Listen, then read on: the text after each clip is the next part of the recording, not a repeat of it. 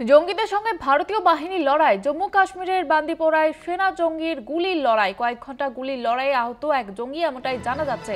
আমাদের political editor Ashis Chattopadhyay রয়েছেন telephone লাইনে। আশিসদা, কি জানা যাচ্ছে? দেখো, অত্যন্ত উদ্বেগজনক পরিস্থিতি চলছে জম্মু কাশ্মীরে। ইতিমধ্যে তো এলওসিতে লাইন অফ কন্ট্রোলে দুই দেশের বাহিনীর গুলির লড়াই চলছে। তার মধ্যে বন্দিপুরা, জম্মু কাশ্মীরের বন্দিপুরা জেলায় একটা জায়গায় সন্ত্রাসবাদীরা লুকিয়ে রয়েছে। এই খবর পেয়ে ভারতীয় বাহিনী সেই জায়গাটা ঘিরে ধরে।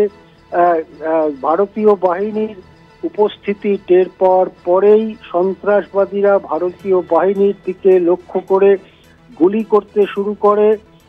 জবাব দেয় ভারতীয় বাহিনী। বড় গুলির লড়াই চলছে বন্দিপুরায়। গত ৩-৪ ঘন্টা ধরে গুলির লড়াই চলছে। একটা সূত্র মারফত খবরে জানা যাচ্ছে যে একজন সন্ত্রাসবাদী যখন দৌড়ে পালিয়ে যাচ্ছিলেন তখন তাকে গুলি করা হয়, সে আহত হয়েছে। অপরদিকে একজন ভারতীয় পুলিশ অফিসারের দেহরক্ষী, দুজন দেহরক্ষী অফিসার তারা আহত হয়েছেন। নিহত হবার খবর এখনো পর্যন্ত পাওয়া যায়নি। বন্দিপুরায় উত্তেজনা তুঙ্গে রয়েছে। ভারতীয় বাহিনী আরো সেনা এবং সাজ সরঞ্জাম নিয়ে বন্দিপুরায় যাবার জন্য উদ্যোগ নিচ্ছে বলে সূত্র মারফত জানা যাচ্ছে। এই ক্ষেত্রে বলা যেতে পারে বন্দিপুরার যে অঞ্চলটায় সন্ত্রাসবাদীরা রয়েছে তাকে চারদিক থেকে ঘিরে ফেলবার জন্য ব্যবস্থা নেওয়ার চেষ্টা করছে ভারতীয় বাহিনী।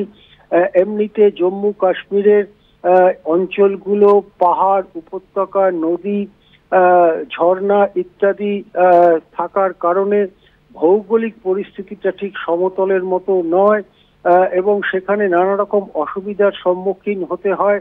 বিশেষ করে জঙ্গিরা যখন একটা জায়গায় ঘাঁটি গেড়ে বসে থাকে, তারা কিছুটা ভৌগোলিক প্রাকৃতিক শেল্টার নিয়ে তারা ঘাঁটি সাধারণত গাড়ে।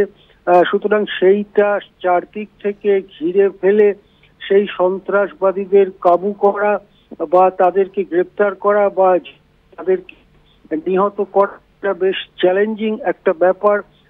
কিন্তু সেই চ্যালেঞ্জ ভারতীয় বাহিনী নিয়েছে বলেই জানা যাচ্ছে। বন্দিপুরাতে যে ঘটনা ঘটছে তার দিকে নজর রয়েছে অভিজ্ঞ মহলের। সেই লড়াই এখনো চলছে।